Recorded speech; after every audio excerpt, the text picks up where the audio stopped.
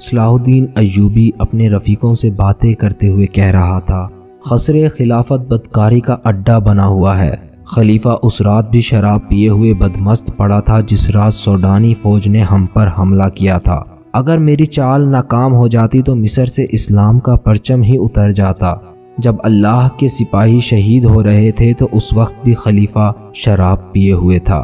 میں اسے احکام کے مطابق یہ بتانے گیا کہ سلطنت پر کیا طوفان آیا تھا اور ہماری فوج نے اس کام کا دم خم کس طرح توڑا ہے، تو اس نے مست سانڈ کی طرح جھوم کر کہا تھا کہ شاباش، ہم بہت خوش ہوئے، ہم تمہارے باپ کو خصوصی قاصد کے ہاتھ مبارکباد اور انعام بھیجیں گے۔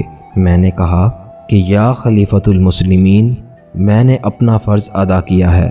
میں نے یہ فرض اپنے باپ کی خوشنودی کے لیے نہیں کیا بلکہ اللہ اور رسول کی خوشنودی کے لیے کیا ہے۔ اس بوڑھے خلیفہ نے کہا، سلطان صلاح الدین ایوبی، تم ابھی بچے ہو اور کام بڑوں والا کر دکھایا ہے۔ اس نے میرے ساتھ اس طرح بات کی تھی جیسے وہ مجھے اپنا غلام اور حکم کا پابند سمجھتا ہے۔ یہ بے دین انسان قومی خزانے کے لیے سفید ہاتھی بنا ہوا ہے۔ سلطان ایوبی نے خط نکال کر سب کو دکھا دیا کہ 6-7 دن گزرے کہ نور الدین زنگی نے مجھے یہ پیغام بھیجا ہے۔ انہوں نے لکھا ہے کہ خلافت 3 حصوں میں بٹ گئی ہے۔ بغداد کی مرکزی خلافت کا دونوں ماتحت خلیفاؤں پر اثر ختم ہو چکا ہے۔ آپ یہ خیال رکھیں کہ مصر کا خلیفہ خود مختار حاکم نہ بن جائے، وہ سوڈانیوں اور سلیبیوں سے بھی ساز باز کرنے میں دیر نہیں کرے گا۔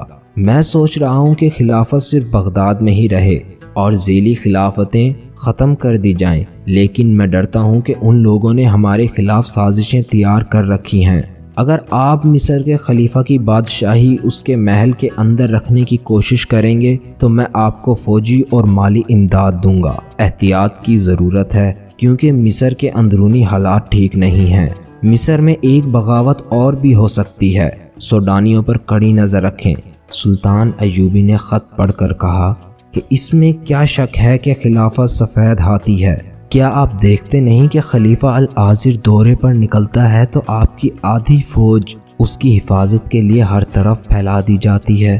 لوگوں کو مجبور کیا جاتا ہے کہ وہ خلیفہ کے راستے میں چادریں اور قالینیں بچھائیں۔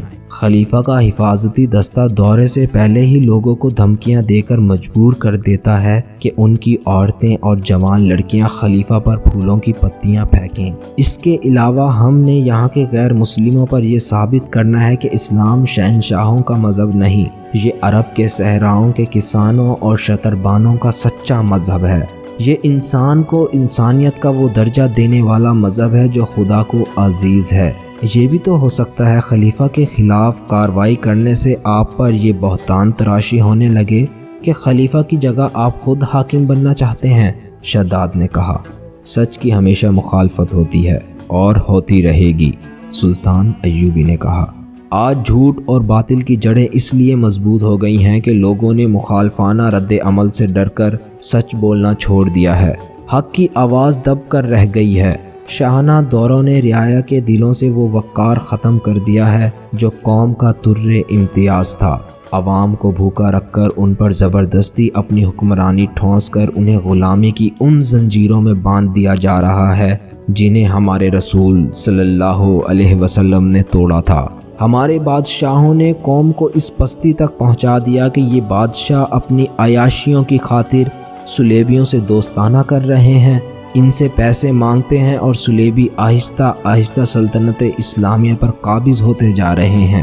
آپ نے شداد مخالفت کی بات کی ہے، ہمیں مخالفت سے ڈر نہیں لگتا۔ قابل صد احترام امیر الناصر نے کہا، ہم مخالفت سے نہیں ڈرتے۔ آپ نے ہمیں میدان جنگ میں بھی دیکھا ہے، ہم اس وقت بھی نہیں ڈرے تھے جب محاصرے میں لڑے تھے، ہم بھوکے اور پیاس سے بھی لڑے تھے۔ سلیبیوں کے طوفان ہم نے اس وقت بھی روکے تھے جب ہماری تعداد کچھ بھی نہیں تھی۔ مگر میں آپ کو آپ کی ہی کہی ہوئی ایک بات یاد دلانا چاہتا ہوں۔ آپ نے ہی کہا تھا کہ حملہ جو باہر سے ہو اسے ہم روک سکتے ہیں، لیکن حملہ جب اندر سے ہوتا ہے تو ایک بار تو ہم چونک اٹھتے ہیں اور سن ہو جاتے ہیں۔ یا خدائے ذوالجلال، یہ کیا ہے؟ قابل صد احترام امیر مصر، جب ملک کے حاکم ملک کے دشمن ہو جائیں تو آپ کی تلوار نیام کے اندر تڑپتی رہے گی، باہر نہیں آئے گی۔ آپ نے درست کہا الناصر، سلطان ایوبی نے کہا۔ میری تلوار میان میں تڑپ رہی ہے، یہ اپنے حاکموں کے خلاف باہر نہیں آنا چاہتی۔ میرے دل میں قوم کے حکمرانوں کا ہمیشہ احترام رہا ہے۔